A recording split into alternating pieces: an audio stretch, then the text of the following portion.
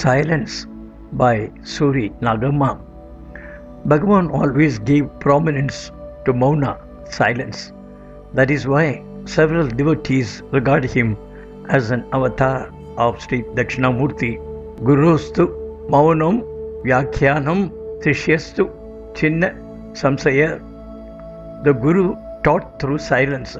The doubts of the disciples were dispelled. So goes the saying. When highly developed devotees come to Bhagavan for guidance, they get their doubts automatically cleared by merely sitting in Bhagavan's presence.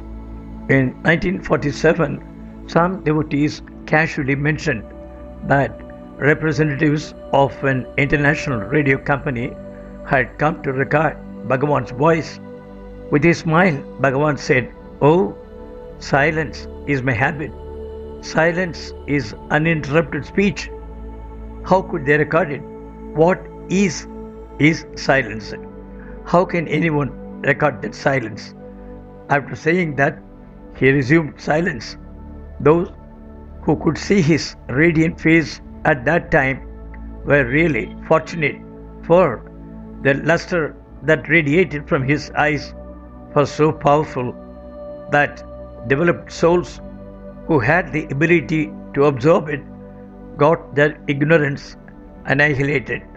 Subsequently, someone who was sitting in the hall inquired, "Bhagavan always gives great prominence to Mauna. Does it mean that speech has no value?"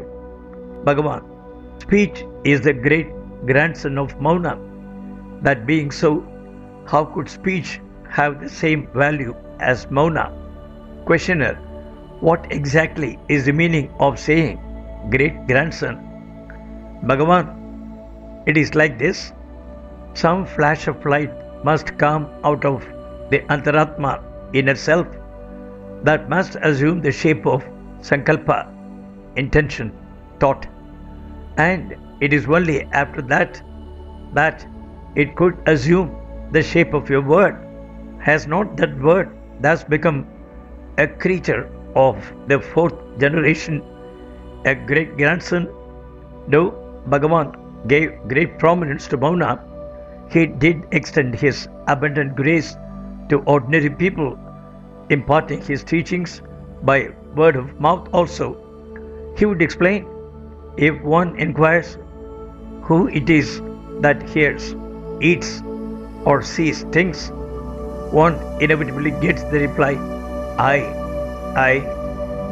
If one turns one's mind inward, searches, and tries to find out who that I is, one realizes that it is one's own self.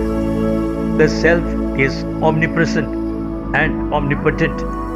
This inquiry is very easy. This teaching used to please and satisfy all people alike, the theists and the atheists, the religious bigots and the ordinary man. Once an atheist came to Bhagavan and said, "Swami, where is he who is called God? So far as I am concerned, he is non-existent." Bhagavan looked at him with sympathy and said, "All right, let us suppose there is no God whatsoever. You are in existence, aren't you?" Questioner, "Yes, I am in existence. How could it be otherwise?" "Yes, I am."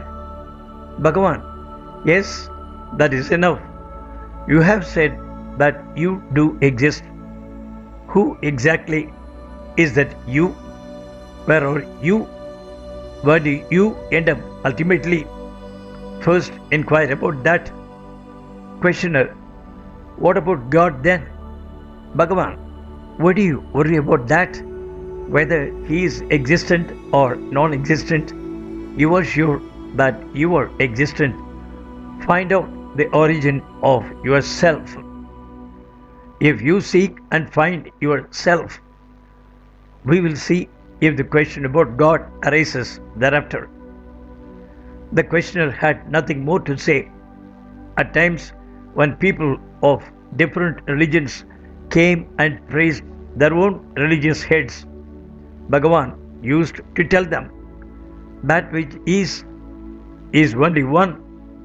Some call it Shakti, some Shiva, some Vishnu, some Jesus, and some Allah. People give it whatever names they like. What does it matter if the names they give are different? That which is only one. Sourced from Sri Ramana Jyoti Souvenir, 1969.